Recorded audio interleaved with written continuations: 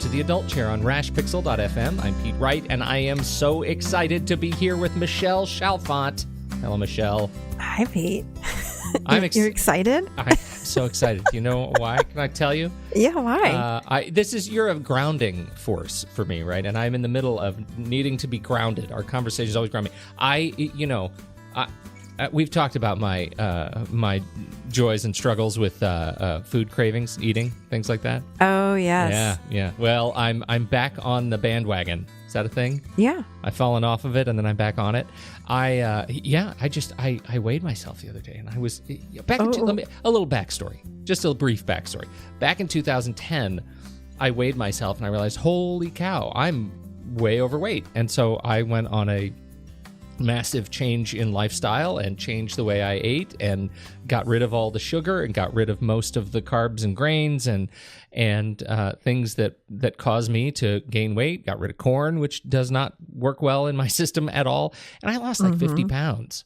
Oh my gosh. Yeah. No, I got back down to my target weight. Like I was at my target weight. And over the last, 7 years, that's all gone to hell. Slowly but surely, it's all gone to hell. And I realized after some of our recent conversations that, and in preparing for some of our conversations coming up in August, some of the folks we have coming on the show, I've been thinking a lot about how I eat, and I've decided I need to change that again. And I'm in the middle of the first phase, the cleanse phase, and I mean smack in the middle of changing weight. So I've gotten rid of all the sugar is gone. And this weekend was tough. This weekend was like the bends. I felt like I needed to be in a padded room. I was not a friendly person. But this morning I'm feeling pretty good. I'm down about 10 pounds so far. And, oh my gosh. That's not fair that men lose weight so fast. Well, I'll tell you, the phase one of the thing that I have kind of structured for myself is a very low calorie diet, right? So I'm eating for the day, I should be getting, what should you be getting? 1,800 calories a day, 2,000 calories a day, something like that. And so I'm on about 750 calories a day. Oh my God, that's nothing. Heavy up in protein, lots of heavy green vegetables, and a fruit at each of 2 meals. No breakfast. Wow. But you know what? Once you get used to that, you realize, wow, I can stand on that. But that resets my stomach, and this is the connection to the adult chair. My child, my adolescent, they are in my stomach, right? They're the ones that are crying and screaming for more whipped cream. They're the ones that are saying, you can't tell me what to eat. And so having that conversation with my inner adolescent in particular is a constant thing that, what? I'm sure you're hearing from all of them inside of you. Yeah. Yes. And that I have had that firmly in my head over the last week that this is a conversation that's ongoing. I can and I can sitting in the adult chair, I can take control of my eating. I can do that. And I have to reset how much I eat. That's the thing. Yeah. I can, once I do that, I feel like I can eat just about anything. I just don't have to eat all of anything. Exactly. It's that is in August. We have mindfulness with eating. We've got ketosis. We've got a ketosis diet person on. Lots of good stuff in August, all about what you're talking about. Well, so I'm a little bit early, but hopefully by August I will be totally back to my svelte fighting weight. That's what I'm targeting. I love it. Good for you. So that's how much I've been thinking about you. Very excited about this show. Before we get started today, head over to theadultchair.com to learn more about this show. You can subscribe for free by signing up for our mailing list right there on the homepage, or you can search for us anywhere the finest podcasts are served. Join the conversation on Facebook or Twitter. We would love to hear from you. And don't forget, if you find something of interest on these conversations, you get something out of Michelle's work here, out of these podcasts, please consider paying it forward with a 5-star review in Apple Podcasts. That really does help others find support in their time of need. We certainly appreciate that. Okay. This conversation comes from a listener email, and I think it's the furthest email we've ever received. I wish we could calculate email in terms of effort, like pigeons that were lost in the journey together. This comes from South Africa, Cape Town, South Africa, from a listener named Clint. Clint, thank you so much for listening. Yes. And your kind words. You came to us with a question. I'm going to go ahead and read the question and set it up for you here, all right? His question, after some really nice things about us. Yes, he did say some very nice things. He did, very nice. He says, I have always really struggled with authority figures and powerful personalities. Can you help me sit in the adult chair during meetings with these types of people? Oh my gosh, that's such a good question. Isn't that great? Oh, yes. I agree. And I've struggled with the same kind of thing, as have probably most people, or a lot of people. Very few people I find can maintain their confidence. Do you find that at all? Like sometimes when people are really powerful people, because I've heard this a lot, like, wow, well, so-and-so is kind of intimidating, and it depends. Of course, this is not a universal thing, but yes, I would say that we just have to update the programming that happened inside of not only his brain, but lots of our brains. Because when we're children, remember, during the phase of the child chair from 0 to 6 years old is when that roadmap is created. So everything that happens from 0 to 6 gets programmed in, and then we live off of that map. And of course, add some things to it, but the bulk of it is 0 to 6. So as adults, we're living off of this outdated map. So perhaps, and I'm making up a whole guess or story here, but if Clint, let's say, if he talked back to his mom one time when he was maybe 4 years old, and his mother said, or father or grandmother or teacher or whomever said, don't ever talk to me like that again. And he might have been shamed or disciplined for speaking up. One time it could happen. Then what happens is we learn to shrink. We learn to get small. And when we are physically small and young, everyone is an authority figure to us. So he might have formed a belief that said, "Ooh, don't talk back. Ooh, get small around people of importance." So we just have to update this program in the mind. And there are quite a few things that we can do, but I try to pull like the top few things.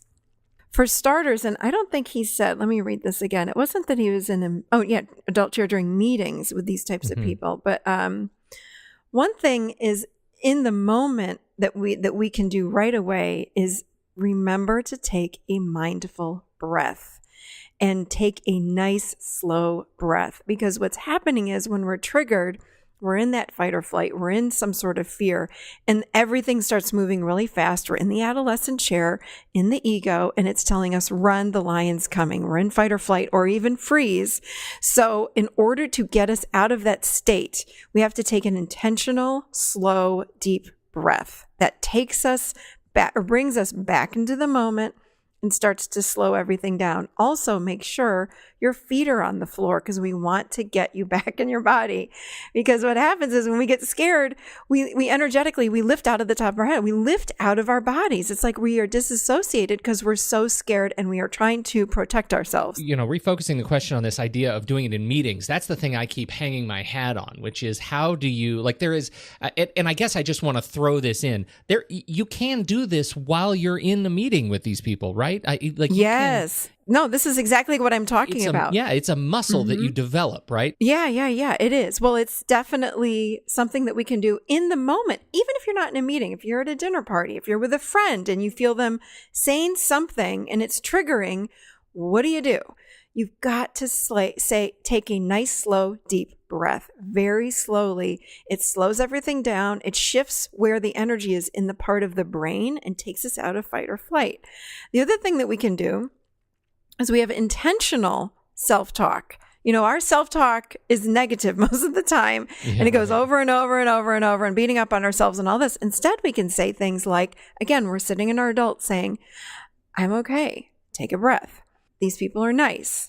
I'm okay. It's saying the positives.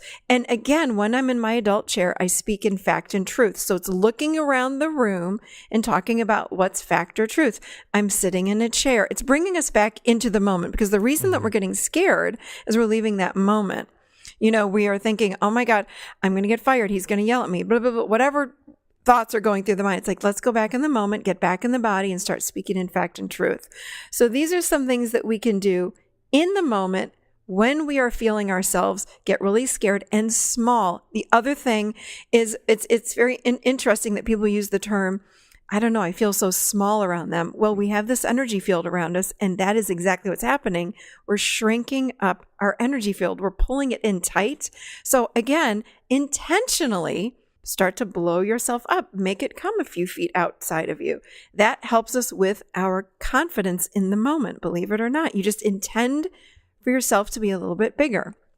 So that's something that we can do in the moment. I have some things that we can also do when we're not in that meeting. But do you have any questions about that? Did that all make sense what I just said? No, that is perfect. That's the whole idea. And I feel like I talk to a lot of people that otherwise I think would be intimidating, but so many of my interactions with them are without faces, right? I'm interviewing them remotely. Right. And I think I really get, I have the benefit of that, not having to stare them in the eye.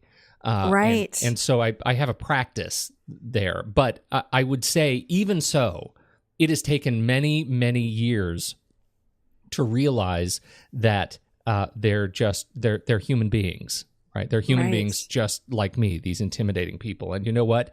There are people out there in the world, I'm sure, or at least I'm telling myself this, who, depending on the context, would find me an intimidating person.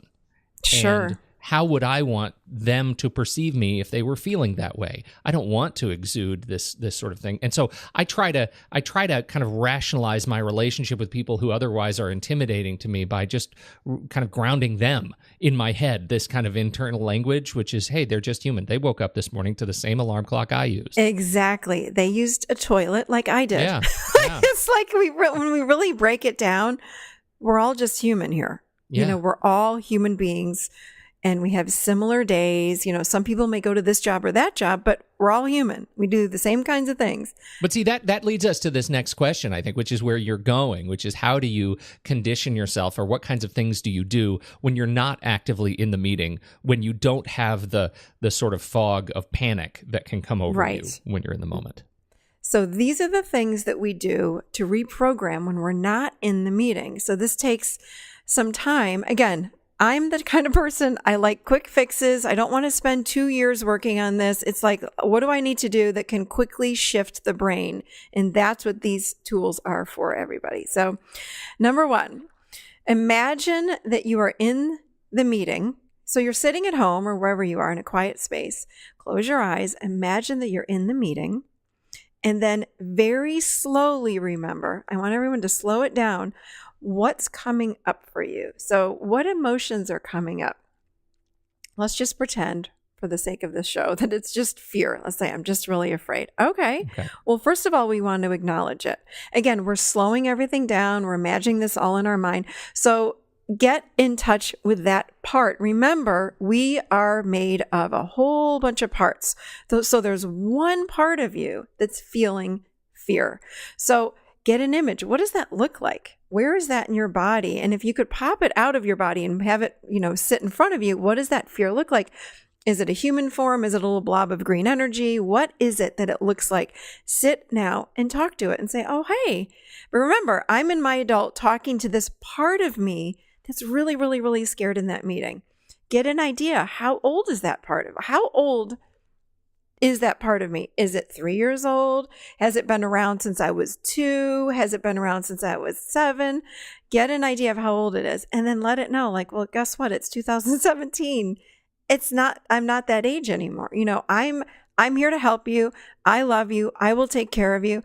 Ask it what it needs. So it's really tuning into the emotion again, asking it what it needs, and then letting it know from our adult perspective, I can give that to you.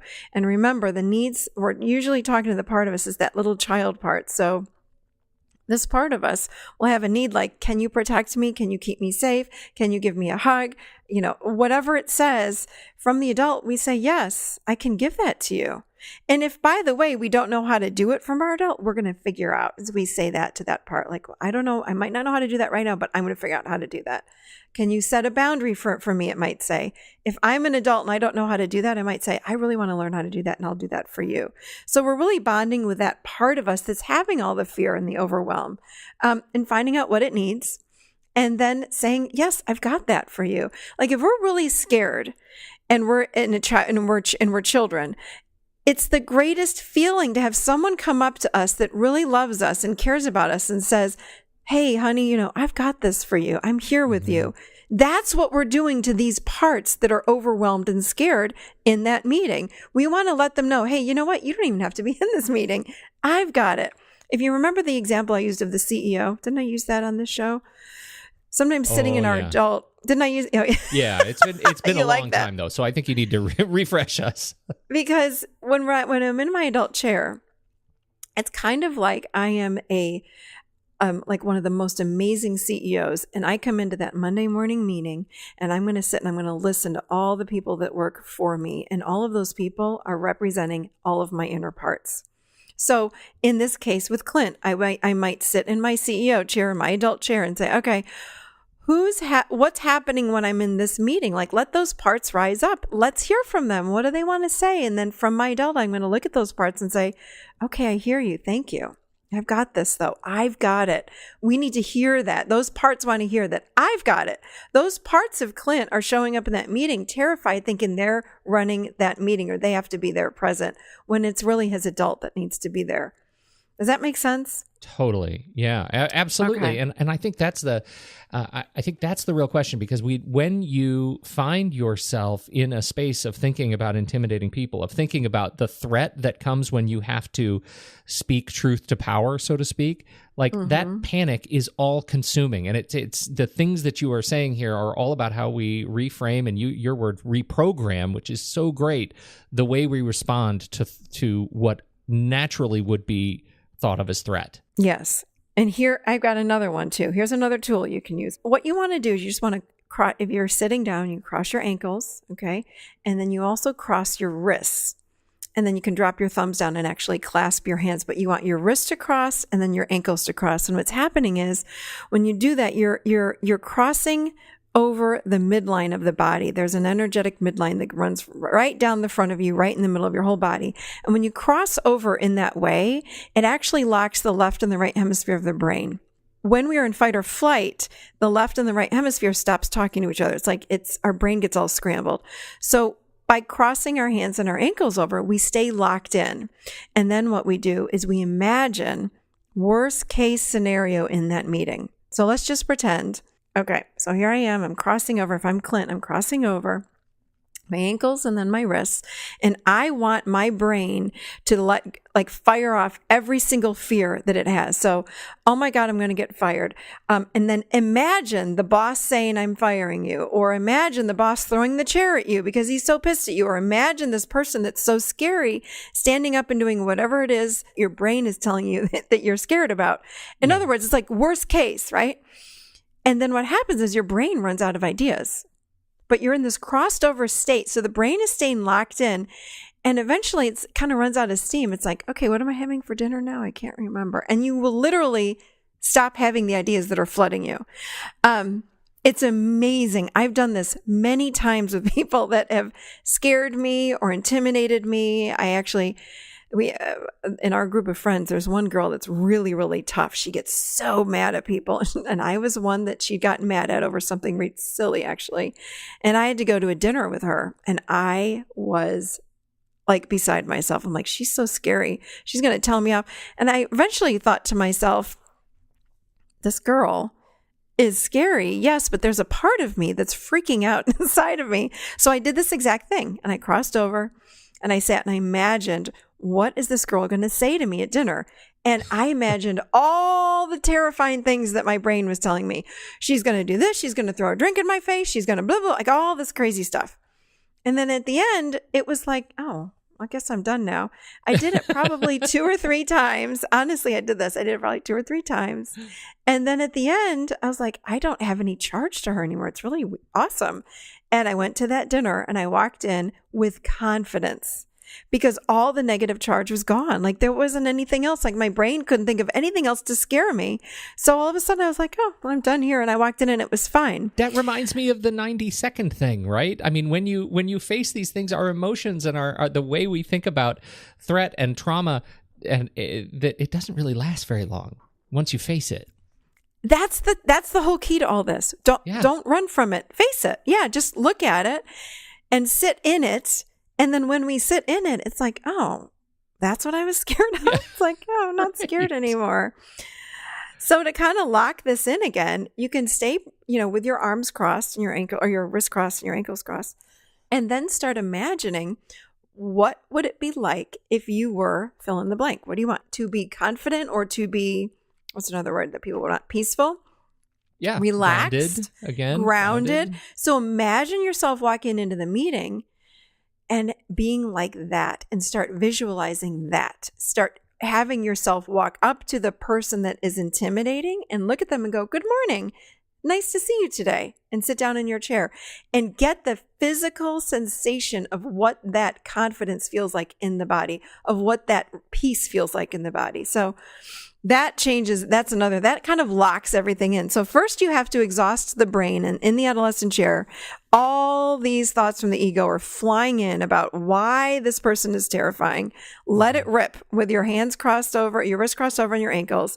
And then when it's exhausted, then on top of it, this is the reprogram, you put in, what do you want instead? Well, instead of that, I want to feel like this. But you've got to exhaust the brain first. So that ego needs to get all the words out, all the fears out. When it's done, it might take 5 minutes. I'm not kidding. It's quick. Then you go, okay, well, I want to be like this in that meeting.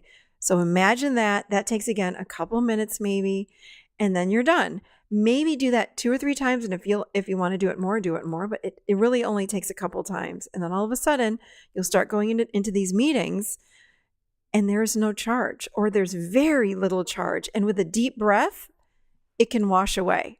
So it's kind of crazy. It's very fast. I love it. That's beautiful. And what I love so much about it, I mean, we've been having this conversation around Clint's email, but so many of these tools are really useful in so many other circumstances. Tons. Yes. Yeah. The very last thing I just want to say, so the number 3 thing, which the video I believe is on our YouTube channel, is doing that EFT, the emotional freedom technique. I've got that video on. Is it on the website, Pete? I can't remember. Yeah, or is it just on YouTube? It's on the YouTube page. I mean, go it's to definitely our YouTube on page. YouTube. You'll find everything. Yeah, but if you feel really stuck in any kind of emotion, then go ahead and just tap. EFT, emotional freedom technique. Tap through whatever emotion. So if you're sitting in terrified, or sitting in fear, or sitting in paralysis because this authority figure scares you, tap it away. So because what's happening is that emotion is stuck inside. So we want to use breath again. Breathing is key through this whole thing, and that will start to move the energy and the emotion. But what we want to do is tap it away, and it starts to wash through us. And then again, just like this crisscross that I just talked about, the crossover, then you can tap in the emotion that you want. So tap in, let's say, peace. So you just go tap, tap, tap, peace, tapping on every meridian endpoint, tap in the word peace or confidence or relaxation after you clear the fearful emotion out and through. Done. So those are 3 great tools that you can use to help with authority figures or anyone that you feel you have maybe stress with them, or you feel uncomfortable, or you lose your confidence, or you lose yourself, or you shrink down and become small.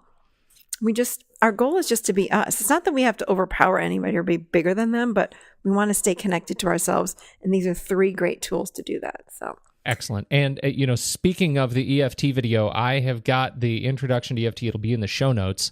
So you should be able to just swipe over to your show notes and tap right over. It'll jump you over to YouTube. You can watch that video right now immediately. There you go. Great stuff, perfect. Michelle. This is perfect. Thank you, everybody, for joining and listening. I hope this is useful. Clint, thank you again for writing. Let us know how it goes. If you have a meeting coming up, try these things and let us know how it has changed your perspective of meetings with intimidating people. We'd love to hear. So thank you. Anything else, Michelle? Anything else on your list? No, but I love that. Clint, please email me because I want to hear about it. But no, nothing else on the list that I can think of. Excellent. We are good for today. Thank you, everybody. On behalf of Michelle Chalfant, I'm Pete Wright. Thank you for your time and attention, for downloading this show and subscribing regularly. We will catch you next time right here, seated firmly in the adult chair.